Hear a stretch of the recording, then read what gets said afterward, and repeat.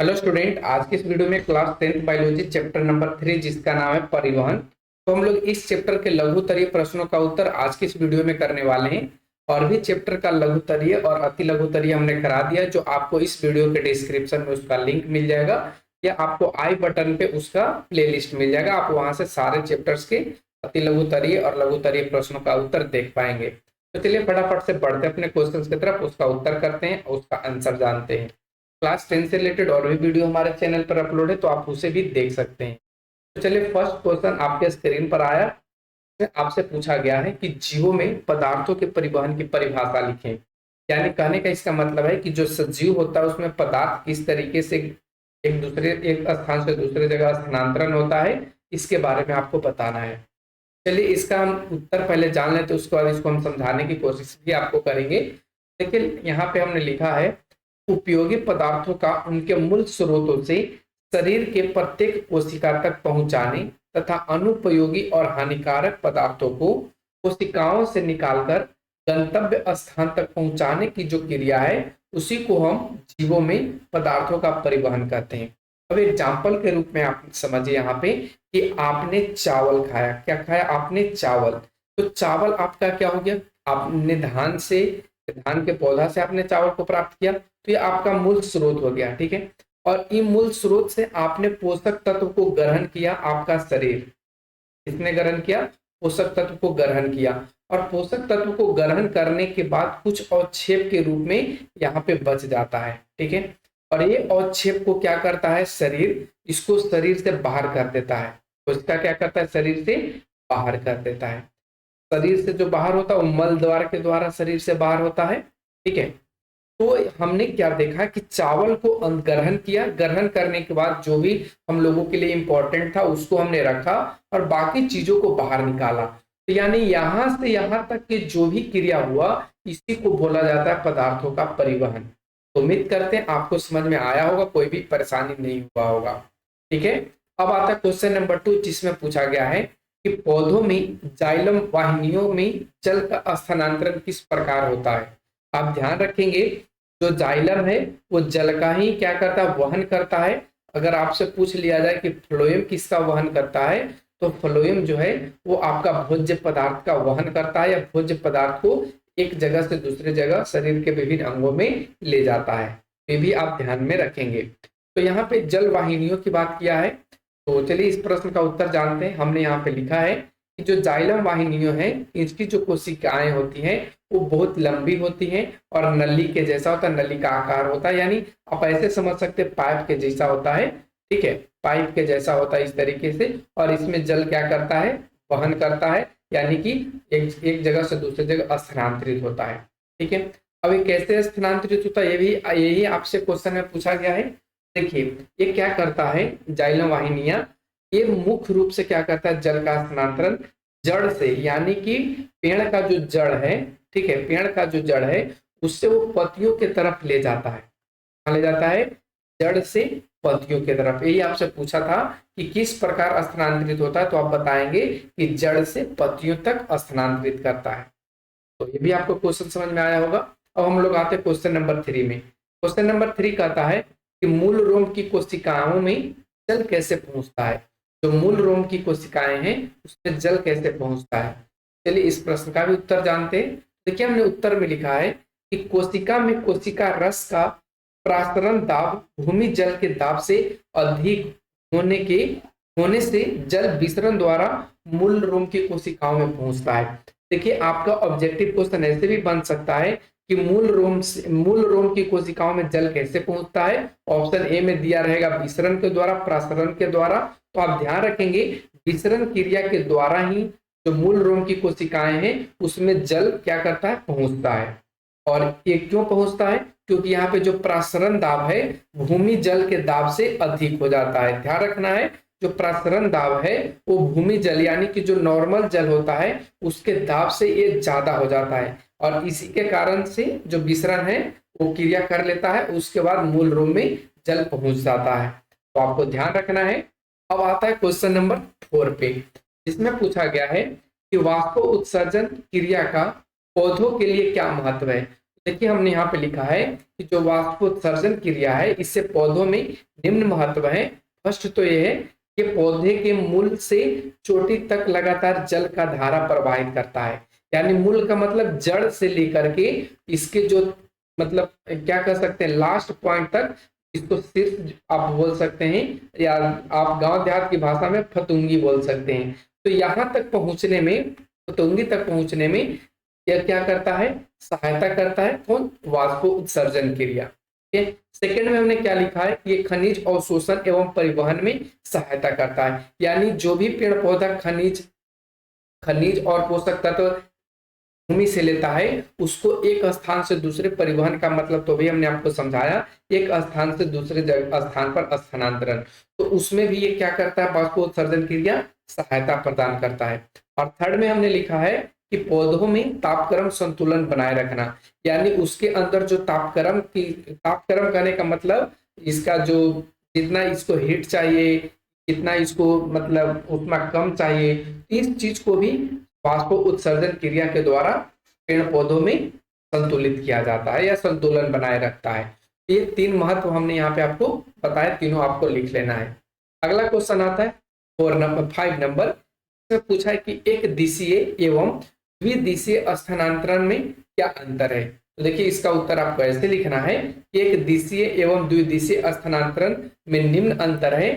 पहला, इसमें हमने लिखा एक दिशीय में कि इसमें पौधों में जल तथा खनिज लवण के परिवहन करता है। यानी जो एक दिशीय होता है ये क्या चीज का वहन करता है, ये जल और खनिज लवण का क्या करता है, परिवहन करता है। और कैसे करता है, तो जड़ से पौधों के ऊपरी भागों में एक दिशा के रूप में करता है। इस दिशा में एक दिशा के रूप में करता है, कहां से, जड़ से पौधों के ऊपरी भागों में। लेकिन अगर वही हम द्विदिशीय की बात करें तो इसमें पौधों में खाद्य पदार्थों का स्थानांतरण होता है। यानी इसमें जल नहीं जाता है, ध्यान रखना है, इसमें जल नहीं जाता है, इसमें खाद्य पदार्थ जाता है। और एक जो दिशीय है इसमें जल तथा खनिज लवण जाता है, ध्यान रखना है। और ये क्या होता है, इसमें द्विदिशीय में ये पत्तियों से नीचे की ओर अधोमुखी या संचयन अंगों में पहुंचाता है या संचयन अंगों में एक क्रिया करता है। और आपको पता होगा कि शरीर के विभिन्न अंग में जो पेड़ पौधे के पत्ते होते हैं तो उन सभी दिशाओं में पहुंचाता है। तो सभी दिशाओं में पहुंचाने के कारण इसको हम बोलते हैं ये द्विदिशीय स्थानांतरण होता है। कौन सा, जो खाद्य पदार्थों का स्थानांतरण करता है। तो उम्मीद करते हैं दोनों आपको समझ में आया होगा। अब बढ़ते हैं हम लोग क्वेश्चन नंबर 6 पे, जिसमें पूछा है कि लाल रक्त कोशिकाएं ऑक्सीजन वाहक है, कैसे। तो देखिए लाल रक्त कोशिकाएं ऑक्सीजन का वाहक इस वजह से होता है कि इसमें एक वर्णक पाया जाता है हीमोग्लोबिन, और हीमोग्लोबिन के कारण ही जो रक्त का रंग होता है वो लाल होता है। तो हमने देखिए यहाँ पे लिखा है कि लाल रक्त कोशिकाओं में हीमोग्लोबिन की उपस्थिति के कारण इसे ऑक्सीजन का वाहक कहा जाता है। क्यों कहते हैं, इसके भी बारे में हमने बताया है कि जो हीमोग्लोबिन के एक अणु की क्षमता है वो ऑक्सीजन के 4 अणुओं के संयोजन के बराबर है। और इसी गुण के कारण हम कह सकते हैं कि जो लाल रक्त की कोशिकाएं हैं वो ऑक्सीजन का वाहक होता है। साथ में आप ये भी आप समझ सकते हैं कि श्वसन क्रिया, ठीक है, श्वसन क्रिया जो श्वेत लाल रक्त कणिकाएं हैं या लाल रक्त कोशिकाएं हैं, इसी क्रिया में श्वसन की क्रिया संपन्न होता है। और श्वसन की जो क्रिया संपन्न लाल रक्त में होता है वो ऑक्सीजन के उपस्थिति में होता है। किसके उपस्थिति में, ऑक्सीजन की उपस्थिति में। तो ऑक्सीजन की उपस्थिति में होने के कारण ही हम कह सकते हैं कि जो लाल रक्त कोशिकाएं हैं वो ऑक्सीजन का वाहक होती हैं। उम्मीद करते हैं आपको समझ में आया होगा। अब हम लोग आते हैं क्वेश्चन नंबर 7 पे, इसमें कहा है कि श्वेत रक्त कोशिकाएं लाल रक्त कोशिकाओं से किस प्रकार भिन्न है। तो चलिए इस प्रश्न का भी उत्तर जानते हैं। ऐसे तो आप सिंपली ये भी समझ सकते हैं कि जो श्वेत रक्त कोशिकाएं हैं इसकी संख्या लाल रक्त कोशिकाओं की संख्या से कम होता है, ठीक है। ये भी हमने यहाँ पे आपको लिखा भी है कि श्वेत रक्त कोशिकाएं लाल रक्त कोशिकाओं से निम्न प्रकार से भिन्न है। फर्स्ट तो यह कि जो श्वेत रक्त कोशिकाएं होती हैं इसमें हीमोग्लोबिन की अनुपस्थिति होता है। और हीमोग्लोबिन जब उपस्थित नहीं होता है तो ये रंगहीन होता है। क्या होता है, रंगहीन होता है, या कह सकते हैं ये श्वेत होता है, उजला होता है। ठीक है। लेकिन लाल रक्त कोशिकाओं में क्या होता है, हीमोग्लोबिन उपस्थित होता है और इसी के कारण इसका जो रंग होता है ये लाल होता है। ठीक है। उसके बाद हमने लिखा है कि श्वेत जो रक्त कोशिकाएं हैं इसकी जो संख्या है लाल रक्त कोशिकाओं की संख्या से बहुत कम होता है, जबकि श्वेत रक्त कोशिकाएं से लाल रक्त की जो कोशिकाएं हैं वो बहुत ज्यादा होती है। तो आपको दो डिफरेंस दोनों में बता देना है, बाकी आपका खत्म हो गया। अब हम लोग आते हैं क्वेश्चन नंबर 8 पे। इसमें पूछा है कि रक्त पट्टिकाणु का क्या महत्व है। देखिए रक्त पट्टिकाणु का दूसरा नाम आप नाम सुने भी होंगे, प्लेटलेट्स है। क्या है, प्लेटलेट्स है, या इसको कहीं कहीं थ्रोम्बोसाइट भी लिख देता है। तो आप इसको ध्यान में रखेंगे, ये रक्त पट्टिकाणु, प्लेटलेट्स या थ्रोम्बोसाइट दोनों सेम चीज है। तो आइए हम इस प्रश्न का उत्तर जानते हैं। तो उत्तर में हमने लिखा है कि जो रक्त पट्टिकाणु है इसका महत्व यह है कि रक्त को थक्का बनाता है, यानी रक्त को जमाने का कार्य करता है। जैसे मान लीजिए कि किसी कारणवश किसी को कट जाता है किसी चीज से, तो खून का ब्लीडिंग होना स्टार्ट हो जाता है।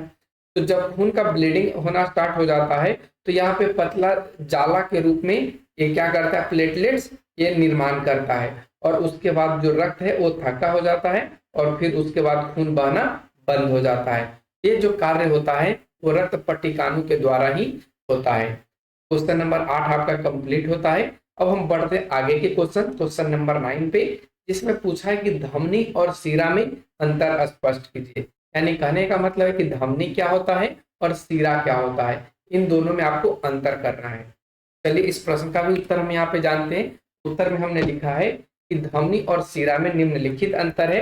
एक तरफ हमने धमनी लिखा है और सेकेंड तरफ हमने शिरा लिखा है। धमनी में क्या होता है, ये शुद्ध और ऑक्सीजन इसमें या ऑक्सीजनित रक्त होता है।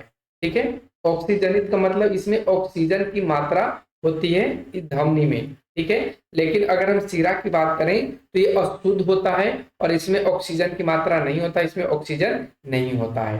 ठीक है, दोनों का कार्य यही है, एक तो हृदय से विभिन्न भागों में ले जाता है, लेकिन शिरा की काम क्या है कि विभिन्न अंगों से हृदय में ले जाता है। ध्यान रखना, धमनी क्या करेगा, विभिन्न हृदय से विभिन्न भागों में ले जाएगा, लेकिन जो शिरा होगा वो विभिन्न भागों से हृदय में लेकर आएगा। दोनों का काम उल्टा है, ध्यान रखना थोड़ा सा। धमनी की जो दीवारें होती हैं वो मोटी होती हैं, लचीली होती है तथा कपाटहीन होती है। लेकिन अगर हम शिरा की बात करें तो इसकी जो दीवार होती है धमनी की अपेक्षा पतली होती है और कपाट युक्त होता है, यानी इसमें कपाट लगा हुआ होता है, जबकि इसमें कपाट नहीं होता है। फिर उसी तरीके से थर्ड में हमने लिखा है कि एक धमनी अपवाद में है।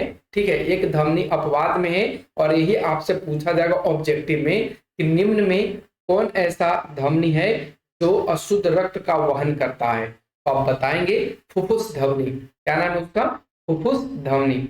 और उसी तरीके से इसमें हमने लिखा है थर्ड में शिरा में कि जो फुफ्फुस शिरा है वो भी अपवाद है और ये शुद्ध रक्त को ले जाता है, यानी दोनों अपोजिट है एक दूसरा का। फुफ्फुस धमनी अशुद्ध रक्त को ले जाता है और फुफ्फुस शिरा शुद्ध रक्त को वहन करता है। उम्मीद करते हैं आपको ये पॉइंट समझ में आया होगा। आप लोगों को कोई डाउट रहा होगा तो आप जरूर पूछेगा कमेंट सेक्शन में। अगला क्वेश्चन आता है कि रक्त के द्विगुण परिवहन का क्या अर्थ है। देखिए रक्त के द्विगुण का मतलब यहाँ पे साफ हो रहा है कि रक्त के दो गुण होते हैं।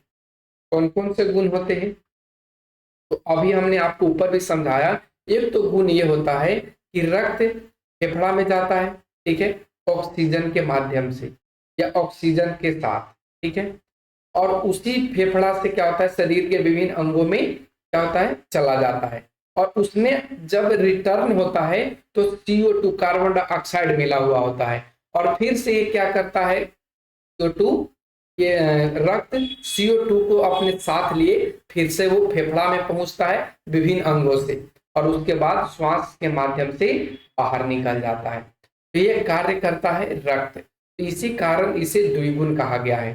देखिए हमने उत्तर में लिखा है कि रक्त परिवहन के एक चक्र को पूरा करने में रक्त हृदय से होकर 2 बार गुजरता है। एक बार कब, जब वो आएगा, और दूसरी बार कब, जब वो शरीर के विभिन्न अंगों से कार्बन डाइऑक्साइड को लेकर के फेफड़ा में पहुंचेगा।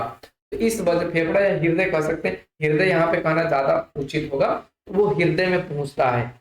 इसी गुण के कारण हम कहते हैं कि जो रक्त है उसका द्विगुण होता है, द्विगुण परिवहन होता है। तो आप समझ पाए होंगे इन सारे प्रश्नों का उत्तर। आप लोगों को कोई डाउट रह गया होगा तो आप लोग कमेंट सेक्शन के माध्यम से पूछ लीजिएगा। आज के वीडियो में बस इतना ही। Thanks for watching, take care, bye bye. फिर मिलते हैं हम अगले चैप्टर के अगले क्वेश्चंस के साथ।